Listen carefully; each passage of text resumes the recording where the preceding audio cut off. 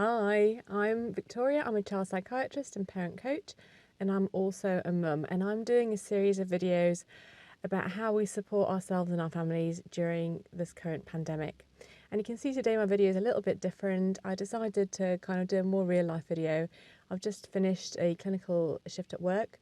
And I decided to hop on and record this brief video, and it's going to be all about how we look after ourselves.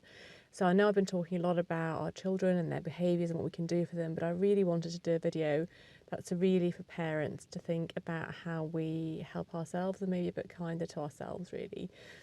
And if you like my videos, please do subscribe to my YouTube channel or like me on Facebook, because then you'll get to see them as soon as they come out. There's a video every week. And if you'd like to have the extra tip that I only send out to people on my emailing list alongside the video, then please do subscribe to my email list, and I'll pop a link in the comment. Otherwise, please stay tuned and I'll talk a little bit about how we can all support ourselves.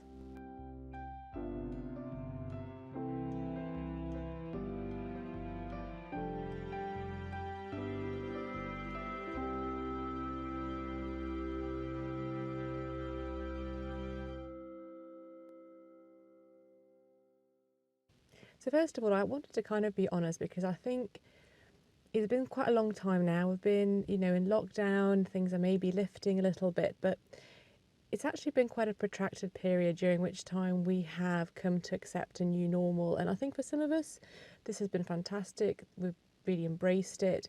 For some people, it's probably been quite easy. I'm sure that most people have found something to enjoy about the lockdown.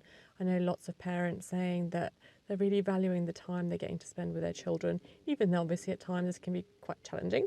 But I think overall there are definitely positive things that are happening during the lockdown, which is really fantastic.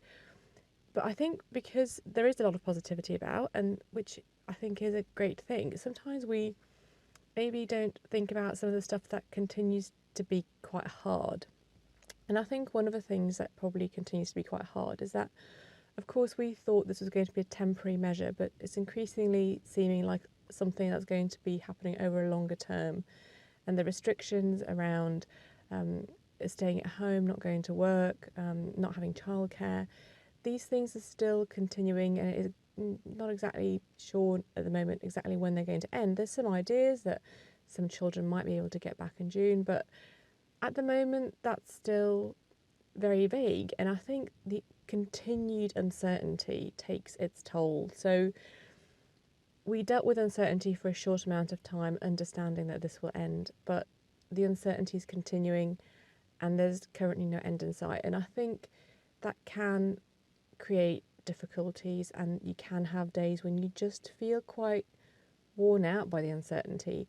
Some days it'll be easy to embrace it, and other days it will be difficult. And I think acknowledging that and just letting it be, letting yourself have those days when it's difficult, is really, really important, rather than trying to be positive all the time, trying to see the positive all the time. I think sometimes it's really important that we just accept that we are where we are, and that uncertainty is inherently difficult for human beings. We like to make things as certain as possible, and even if we are trying to work on that, doesn't mean that it comes really naturally or easily to us.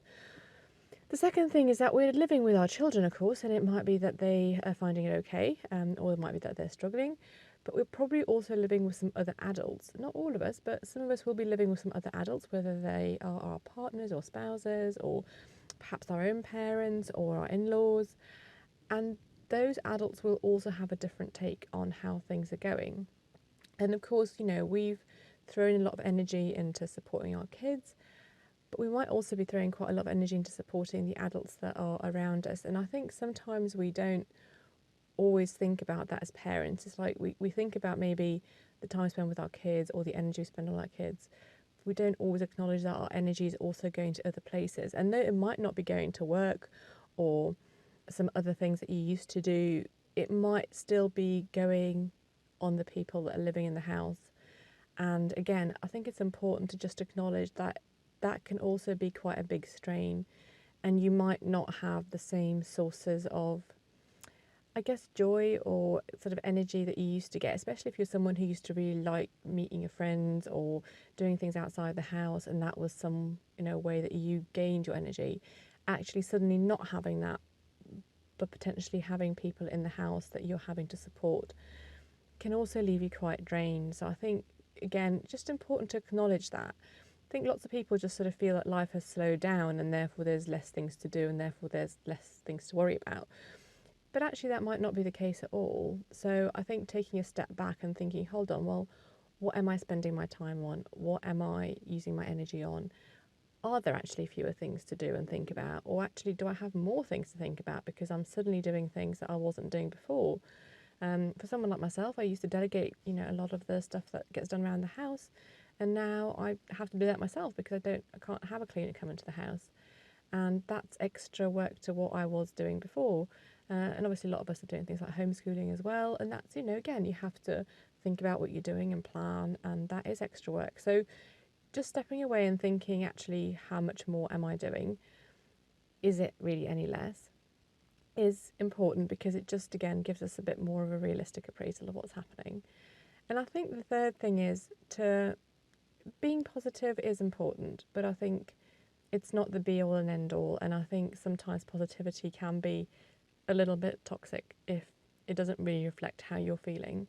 So if you're having a difficult day or a difficult week, it's okay to acknowledge that, and it's okay to try and seek support in whatever way you can, whether that's through phone calls or family, or Zoom calls, or just having downtime that doesn't, dying down what you are doing.